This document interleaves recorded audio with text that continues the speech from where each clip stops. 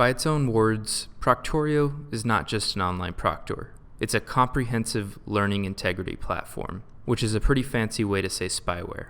This spyware comes in the form of a web extension that you must install on your browser while taking a test. In order to begin the test, you must grant your browser an alarming amount of system permissions, which include audio, screen recording, location services, and webcam access. Don't have a webcam? Too bad. You're going to need one to do the next steps, which involve holding up an ID to the webcam and moving it around for your room check. Do you feel violated yet? Well, you shouldn't. In fact, you should be thanking Proctorio for ensuring the integrity of your learning experience and fighting financial scholarship fraud. According to Proctorio's rating on the Chrome Web Store, it seems their users have an overwhelmingly negative experience with the software. Yet Proctorio as a company has seen an incredibly large amount of growth within the past year, expanding its customer base to over 200 learning institutions. So why does it keep growing as a company if everyone seems to hate it? Well, it seems Proctorio has found a sweet spot in the market where it doesn't really have to pander to their main user base, because the main users of their software aren't the ones cutting the check. So that 1-star rating is about as effective as the PTA of a Syrian elementary school leaving negative reviews on Lockheed Martin's Yelp page.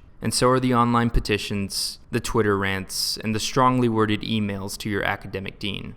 Now, before I get into this video, I should probably state that I'm not showing anything that isn't already publicly available, nor am I attempting to break into computer systems I do not own, and I certainly will not be displaying any proprietary code. I'm merely informing the audience of some interesting discoveries I've made in the process of performing an amateur security audit of Proctorio's software. Now, there's a couple reasons we are able to view the source code of Proctorio without jumping through the normal amount of hoops usually required when reverse engineering software. The first one is because Chrome extensions mostly rely on client-side JavaScript. This means all of the code required to generate the views a user sees while interacting with the application need to be stored locally on the machine. This wouldn't be a problem if Proctorio was running their software in an environment that locked down the user's ability to snoop around, but it's a Chrome plugin, and Chrome does not stop users from accessing the directory where it installs plugins. Chrome also doesn't take kindly to developers obfuscating their codebase. Obfuscation is the process of renaming variables, removing whitespace, and generally trying to make your deployment code as hard to understand as possible with the end goal of hiding its functionality. Proctorio seems to have skirted around this developer guideline by minifying their codebase. Minification is still an effective form of obfuscation, but it has a legitimate purpose of reducing the overall size of the application.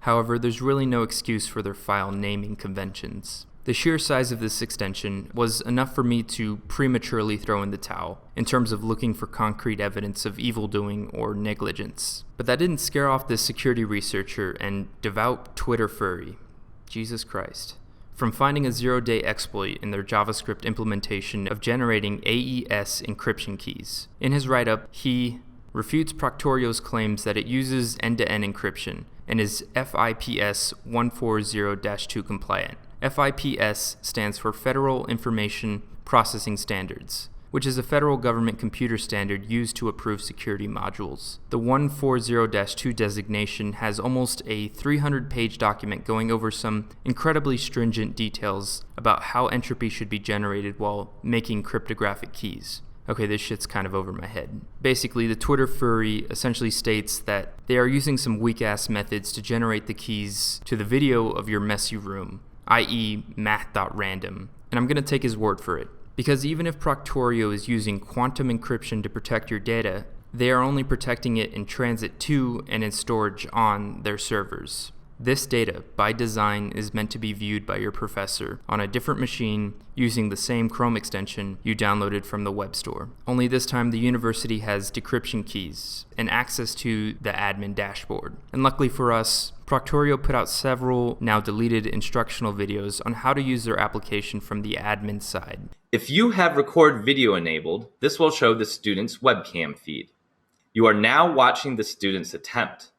These instructional videos also give us insight to the amount of data Proctorio was able to pull from your recording. I managed to correlate some of these stills from the instructional videos to HTML templates within the source code. However, this wasn't really the most effective way to understand the scope of information that they collect. What I was really looking for in this mess of JavaScript was an 8,000 line message.json file that pretty much serves as a Rosetta Stone for the entire application. It maps function calls to various warning messages that are displayed to the user of the application, and I'll go over a couple right now.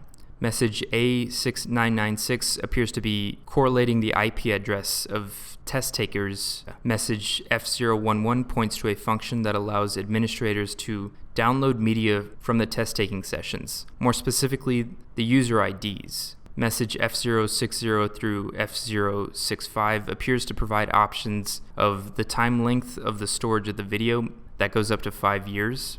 Message I037 has to do with the Learning Management Professional Review option, which is basically a built-in option for your learning institution to contract out a third-party manual reviewer, which makes me wonder about who these third-party reviewers are and how safe my data is with them. And here's a couple more random ones I found interesting. Message A440, test taker was looking away from the quiz page. Message A599, longitude and latitude. Message A69515, multiple faces were detected in the image. Message A69518, test taker clicked on the mouse percentage more than average. And finally, my favorite one, launching awesomeness. Because of course, nothing is more awesome than the love of Big Brother. There's a lot more about Proctorio that I could not fit into this video, and assuming it doesn't get taken down, I will certainly be putting out a part 2 by next month. Stay tuned.